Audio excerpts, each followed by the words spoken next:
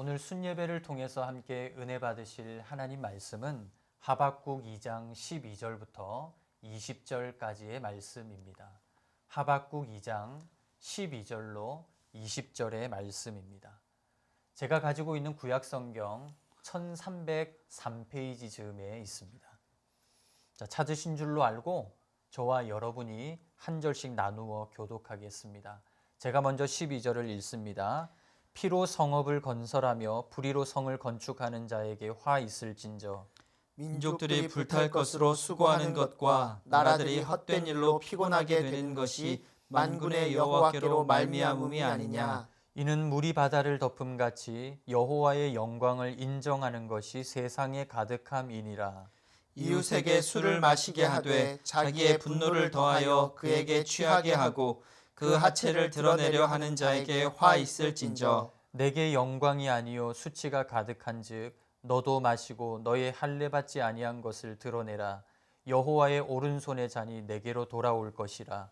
더러운 욕이 내 영광을 가리리라. 이는 내가 레바논에 강포를 행한 것과 짐승을 죽인 것 곧 사람의 피를 흘리며 땅과 성읍과 그 안의 모든 주민에게 강포를 행한 것이 내게로 돌아오리라. 새긴 우상은 그 새겨 만든 자에게 무엇이 유익하겠느냐.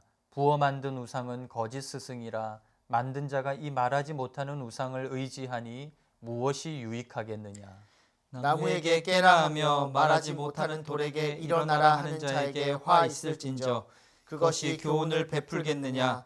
보라, 이는 금과 은으로 입힌 것인즉 그 속에는 생기가 도무지 없느니라. 함께 읽겠습니다. 오직 여호와는 그 성전에 계시니 온 땅은 그 앞에서 잠잠할지니라 하시니라. 아멘. 네, 오늘 10월 넷째 주 소그룹 성경 공부의 제목은 정의를 이루실 하나님을 두려워하라. 정의를 이루실 하나님을 두려워하라입니다. 우리가 계속해서 나누고 있는 10월의 주제가 바로 정의인데요. 여러분, 하나님은 공평과 정의의 하나님이십니다. 하나님은 이 땅 가운데 정의를 찾으시는 분이시고 또 구원받은 하나님의 자녀들이 그 하나님의 정의를 실현하고 또 실천하기를 기대하시는 분이시죠. 여러분은 이번 10월 한 달을 보내면서 정의의 하나님을 어떻게 묵상하고 계신가요? 그리고 그 정의의 하나님의 그 정의를 여러분의 삶 가운데는 어떤 방식으로 실천하고 계십니까? 여러분, 이 사실을 염두에 두시고 오늘 순모임을 진행해 나가면 좋을 것 같습니다. 자, 오늘은 우리가 정의의 하나님을 두려워하라라는 제목으로 내용 살펴볼 텐데요. 먼저 도입 질문 살펴보도록 하겠습니다. 교회 공동체는 억압당하는 자들에게 어떤 위로를 줄 수 있어야 합니까? 네, 지금 도입을 위한 글을 보니 미국 휘튼 칼리지의 로버트 웨버 교수님이 쓰신 글이 나오는데요. 최 목사님, 도입을 위한 글 먼저 한번 읽어주시겠어요? 네, 교회에서 섬김의 리더십을 회복하는 것은 우연히 일어나지 않는다. 이것은 본질적으로 선교적인 주제다. 교회는 단순한 구원 기지가 아니다. 교회는 치유와 반체제 문화 공동체를 위한 영성 형성이 일어나는 곳이다. 교회는 이 세상 속에서 하나님의 통치 아래 살아가는 사람들이 모인 곳이다. 그래서 자신들의 공동체적인 관계와 삶을 통해 이 세상과 교회는 존재하는 방식이 서로 다르다는 것을 보여주는 곳이다. 권력이 아닌 성숙한 섬김으로 관계를 맺을 때 이 세상은 하늘에 속한 실체가 펼쳐지는 광경을 볼 수 있을 것이다. 억압하는 힘은 사라지고 하나님의 샬롬이 모든 창조 질서에 깃든 모습을 교회 안에서 발견할 것이다. 네, 감사합니다. 어떤 내용을 말하고 있죠? 섬김의 리더십은 교회의 본질적인 모습이며 하나님 나라의 중요한 가치를 보여주는 것이라고 말씀하고 있습니다. 교회는 본질적으로 세상과 존재 방식이 다르다는 것인데요. 성숙한 섬김의 관계를 통해 교회는 세상에 충격을 주어야 한다. 새로운 하늘의 삶을 보여줄 수 있어야 한다는 것입니다. 네, 맞습니다. 세상에는 샬롬이 없지만 하나님 나라의 모형이자 하나님 나라의 가치를 살아가는 교회는 샬롬의 공동체여야 합니다. 네. 세상과 교회를 한마디로 비교하자면 세상은 샬롬이 없는 상태, 엔샬롬이라고 할 수 있는데요. 교회는 그와 반대로 샬롬이 충만한 공동체라고 할 수 있습니다. 네. 교회의 교회다움은 바로 여기에서 나온다고 생각합니다. 세상에서는 맛볼 수 없는 샬롬이 충만한 공동체를 만들어 가야 하는 책임이 바로 교회에 있는 것입니다. 예, 맞습니다. 교회가 샬롬의 공동체라는 것은 결국 엔샬롬의 세상에서 당하는 억압과 고통을 위로하고 새롭게 회복시키는 공동체라는 것을 알 수 있습니다. 세상은 억압과 지배 그리고 폭력이 난무하지만 교회 공동체는 섬김과 사랑이 그 특징이어야 합니다. 네. 그리하여 세상에서는 맛볼 수 없는 치유와 회복을 경험할 수 있도록 해야 합니다. 웃는 자들과 함께 기뻐할 뿐만 아니라 우는 자들과 함께 울며 더 나아가 그들의 눈물을 닦아줄 수 있는 공동체가 바로 교회 공동체가 되어야 한다는 것이죠. 네, 그렇군요. 교회가 또 다른 작은 세상이 되어 그 안에 억압과 지배 그리고 세상의 가치와 원리가 들어가는 순간 교회는 교회다움을 상실하는 것 같습니다. 예수님도 자신이 이 땅에 오신 이유를 마가복음 10장 45절에서 이렇게 설명하고 계시는데요. 인자가 온 것은 섬김을 받으려 함이 아니라 도리어 섬기려 하고 자기 목숨을 많은 사람의 대속물로 내어주려 함이니라. 목숨까지 내주는 섬김과 사랑만이 예수님의 공동체인 교회를 교회되게 하는 가장 큰 특징이자 가치가 되어야 하겠습니다. 우리 오륜의 모든 순모임도 억압과 고통 가운데 있는 성도님들이 이러한 섬김과 사랑으로 인해 위로와 새 힘을 얻고 또 회복과 치유를 경험하는 공동체가 될 수 있기를 축복합니다. 자, 오늘 우리가 함께 펼친 성경은 바로 하박국 선지서인데요. 여러분, 하박국은 다른 선지서와 달리 좀 독특한 형식의 성경입니다. 다른 선지자들은 하나님께 받은 계시를 일방적으로 선포하는 것과 반면에 하박국은 하나님께 계속해서 질문을 던지고 또 하나님은 하박국에게 대답해 주시는 형태로 기록되어 있는 것을 볼 수 있습니다. 아수르를 패망시키고 이제 신흥 강국으로 떠오른 바벨론이 점점 남쪽으로 세력을 확장하고 이제 남유다 정복을 노리는 이 혼란의 시기에 하박국 선지자가 활동을 했는데요.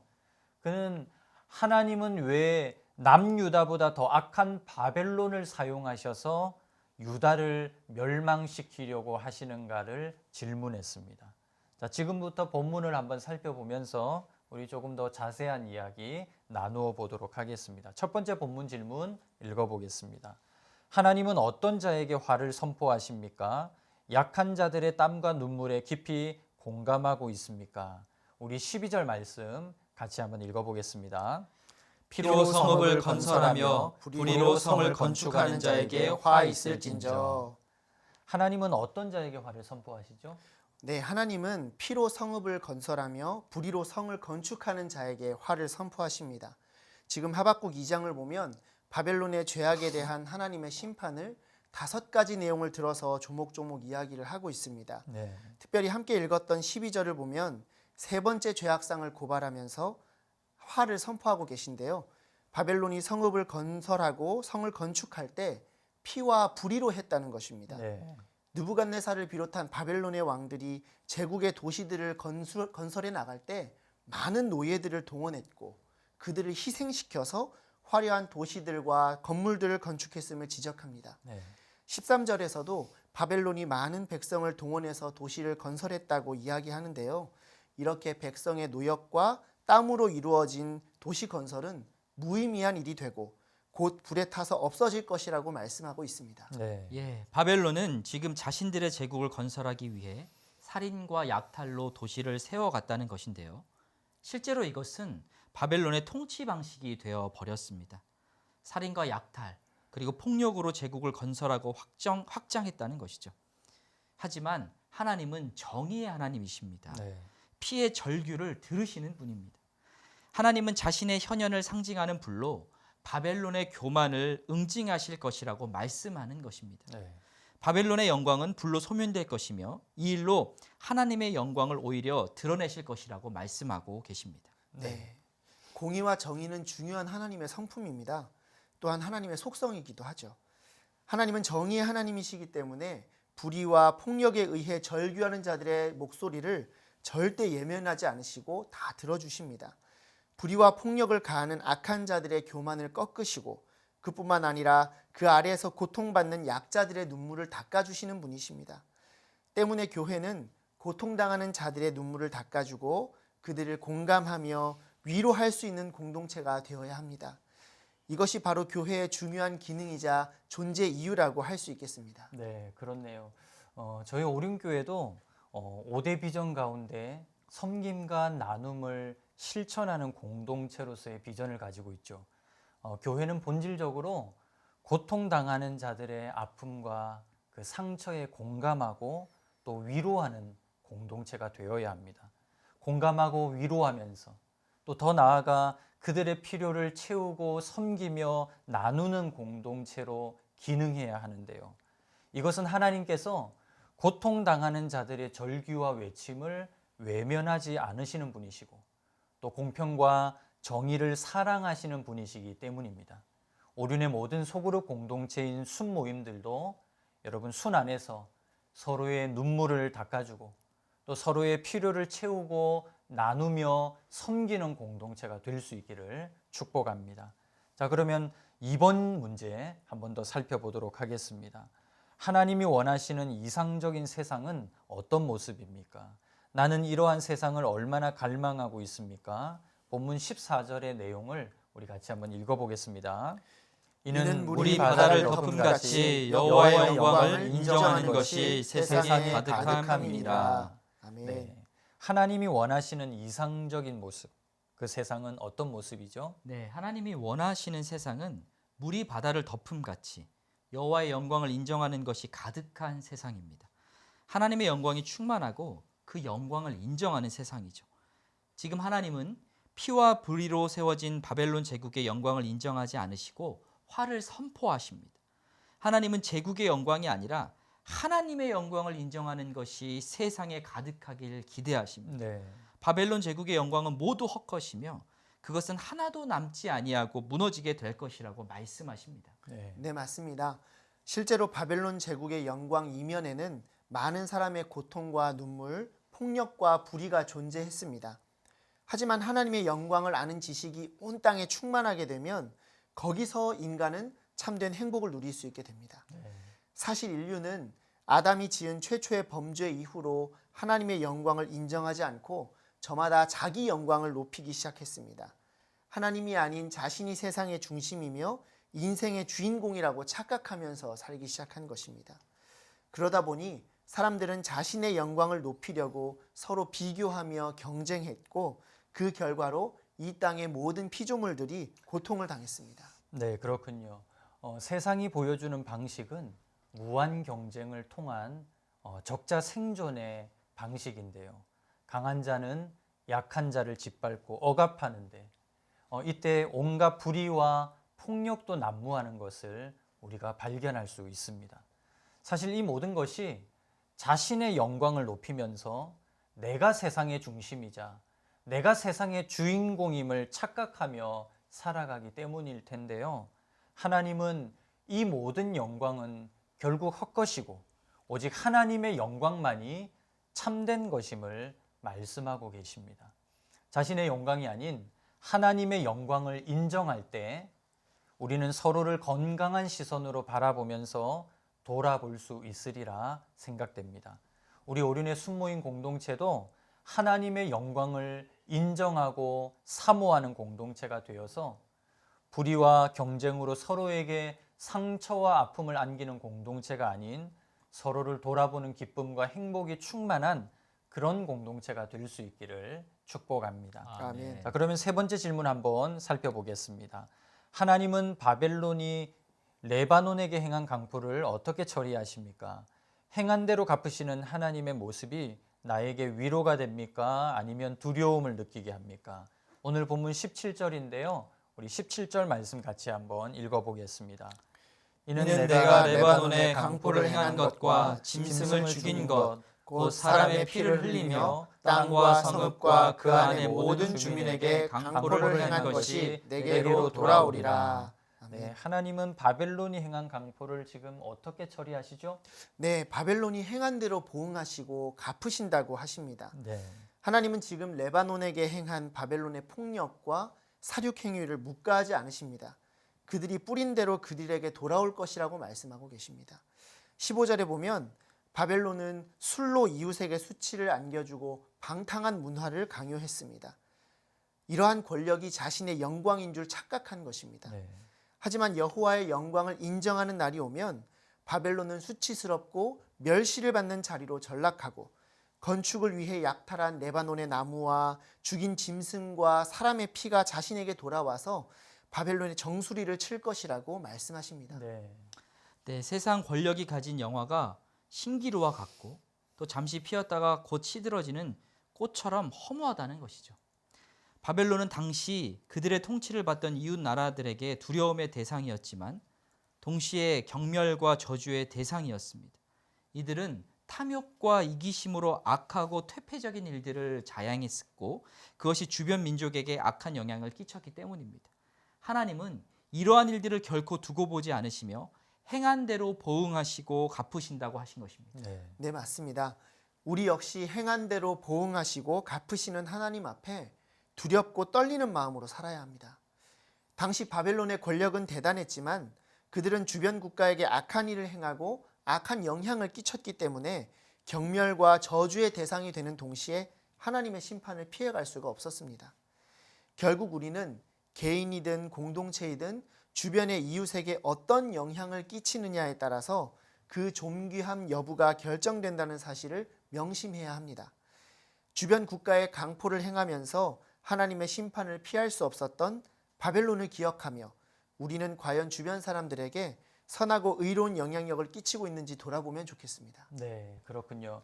우리의 존귀함 여부가 주변 사람들에게 어떤 영향을 끼치느냐에 따라 달려 있다는 말씀, 크게 마음에 와닿는 것 같습니다. 창세기 18장 19절에 보면 이런 말씀이 있는데요. 내가 그로 그 자식과 권속에게 명하여 여호와의 도를 지켜 의와 공도를 행하게 하려고 그를 택하였나니 이는 나 여호와가 아브라함에게 대하여 말한 일을 이루려 함이니라. 하나님이 우리를 택하신 이유, 그것은 여호와의 도를 지켜 의와 공도를 행하게 하기 위함이라는 건데요. 의와 공도를 행하는 삶이 결국 우리의 부르심이라는 이야기입니다. 의와 공도를 버리면 하나님의 심판이 임한다는 사실을 기억하면서 행한 대로 갚으시는 그 하나님 앞에 우리의 부르심 따라 살아가는 모든 성도님들 될 수 있기를 축복합니다. 아멘. 자, 그러면 네 번째 질문 계속해서 살펴보겠습니다. 우상 숭배가 무가치한 이유가 무엇입니까? 나의 거짓 스승은 누구입니까? 오늘 본문 18절과 19절인데요. 우리 두 절의 말씀 같이 한번 읽겠습니다. 새긴 우상은 그 새겨 만든 자에게 무엇이 유익하겠느냐? 부어 만든 우상은 거짓 스승이라 만든 자가 이 말하지 못하는 우상을 의지하니 무엇이 유익하겠느냐? 나무에게 깨라 하며 말하지 못하는 돌에게 일어나라 하는 자에게 화 있을진저 그것이 교훈을 베풀겠느냐? 보라, 이는 금과 은으로 입힌 것인즉 그 속에는 생기가 도무지 없느니라. 아멘.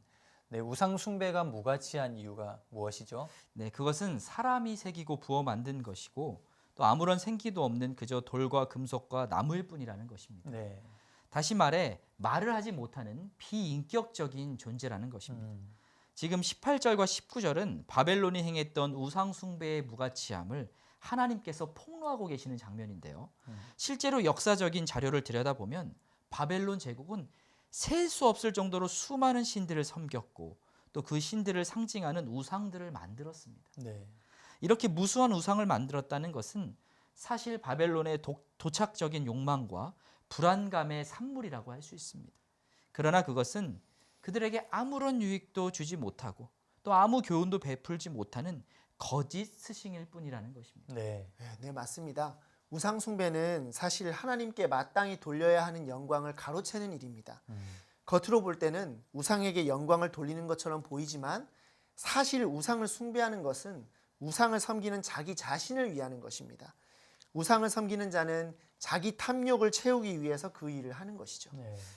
인간은 자기 탐욕을 채워줄 대상을 찾아서 그 대상으로 우상을 만들고 그 우상에게 스스로 신적 권위를 부여해서 탐욕을 채우기 위해 그 우상에게 비는 것입니다. 그래서 성경은 우상 숭배와 탐욕을 같은 것으로 말씀하십니다. 골로새서 3장 5절 말씀을 제가 읽어드리겠습니다. 그러므로 땅에 있는 지체를 죽이라. 곧 음란과 부정과 사욕과 악한 정욕과 탐심이니 탐심은 우상 숭배니라. 네, 맞습니다. 김규환 목사님의 말씀대로 우상 숭배의 근간에는 탐욕과 욕심이 있습니다. 그리고 또 하나 더 살펴본다면 불안과 두려움 때문입니다. 하나님과 단절되고 멀어진 인간이 근본적으로 가지고 있는 감정이 있다면 그것은 두려움과 불안감입니다. 네. 때문에 인간은 탐욕과 함께 이러한 두려움과 불안을 떨쳐버리고자 우상을 의지하는 것입니다. 그러나 우상 숭배의 결과는 항상 허무함과 어리석음입니다. 이것은 인생의 거짓 교사와도 같습니다. 네, 그렇군요. 우상 숭배의 근간이 인간이 가진 두려움과 불안감 때문이며 또 탐욕 때문이다.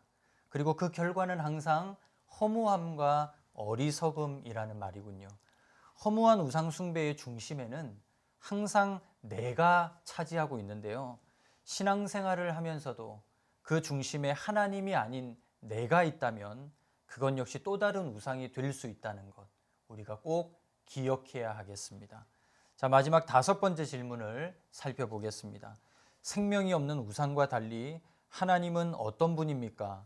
이런 하나님의 주권 앞에서 나는 어떻게 살아야 합니까? 오늘 본문 20절 말씀 우리 같이 한번 읽어보겠습니다. 오직 여호와는 그 성전에 계시니 온 땅은 그 앞에서 잠잠할지니라 하시니라. 아멘. 아멘.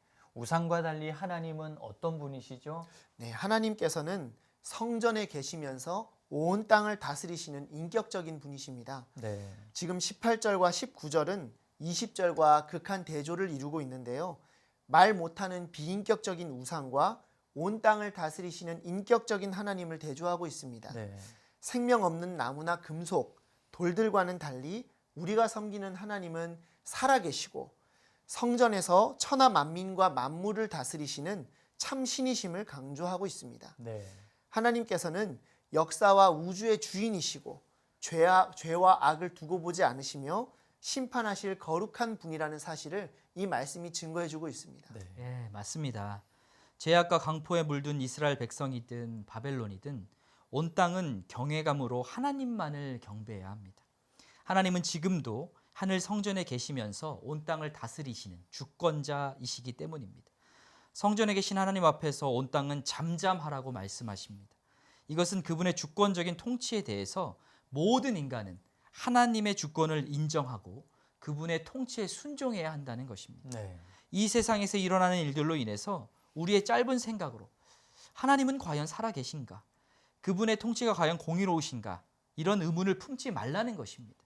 사실 이것은 하박국 선지자가 품었던 의문이었습니다. 그런데 하나님은요, 이에 대해서 의심을 품지 말라고 하십니다. 하나님이 행하시는 왕의 통치를 믿으라는 것이죠. 네, 그렇네요. 하박국의 계속되는 질문 앞에 하나님은 오늘 20절을 통하여 말씀하고 계신 것 같습니다. 하나님은 비인격적인 우상과 다르며 지금도 여전히 살아계셔서 하늘 성전에서 만물과 온 땅을 다스리신다는 것이죠. 우리는 분명 그분의 선하심과 또 그분의 완전한 통치를 의심하지 않아야 합니다. 성도는 언제 어디서든지 하나님 앞에 겸손하면서 그분을 인정하며 살아야 하는 것이죠. 하나님은 지금도 여전히 살아계십니다. 그분은 지금도 우리의 삶 속에 역사하시는 그 하나님을 우리는 오늘도 의지하며 살아야 할 것입니다. 자, 이렇게 하나님 말씀을 우리가 함께 받고 나누었으니 이제 삶으로 반응해야 할 차례인데요. 어떻게 적용하며 살아가면 좋을까요? 먼저 첫 번째 적용 질문 우리 같이 한번 읽어보도록 하겠습니다. 하나님을 두려워하지 않는 우리 사회의 모습에 대해 소그룹원들과 함께 이야기를 나누고 마땅히 하나님을 두려워할 수 있는 사회가 되도록 중보합시다. 사실 하나님을 두려워하지 않는 사회의 특징이 있다면 그것은 그 사회의 공평과 정의가 무너지는 것입니다. 네. 사회를 지탱하는 정의가 무너진다는 것, 그것은 그 사회 구성원 대다수가 하나님을 경외하지도 않고 두려워하지도 않기 때문인데요. 우리 사회도 점점 기울어진 운동장처럼 공평과 정의가 실종되어 가는 것만 같아 너무 안타깝습니다. 이것은 비단 일부 정치인들 또는 경제인들만의 문제라고만 볼 수 없습니다. 오늘 우리의 모습도 면밀하게 살피면서 돌아보아야 합니다. 우리는 분명 이 땅을 살아가면서 선교사라는 마음을 품고 공평과 정의가 회복되도록 기도해야 함과 동시에 공평과 정의를 회복해가는 빛과 소금의 역할을 감당하며 살아야 할 것입니다. 네, 맞습니다. 하나님이 자기 백성을 부르시고 세우신 이유와 목적, 아까 의와 공도를 행하기 위함이라는 이야기 나누었는데요. 그 속한 사회와 또 세상이 부패하지 않도록 막아서는 역할을 하나님은 성도에게 기대하고 계시는 것 같습니다. 지금 우리가 속한 사회는 점점 더 하나님을 두려워하지 않는 사회가 돼가고 있는데요. 우리는 이를 안타깝게 여기면서 하나님을 경외하며 두려워하는 사회가 되도록 더욱 기도해야 할 것입니다. 자, 적용 질문 두 번째인데요. 함께 읽어보겠습니다. 하나님을 두려워하는 삶을 살기 위해 내 삶의 각 영역에서 회복되어야 할 부분은 무엇인지 적어봅시다. 아까 최범재 목사님 말씀 가운데 하나님을 두려워하지 않는 사회는 공평과 정의가 무너지는 특징이 있다, 이렇게 말씀하신 것이 생각납니다.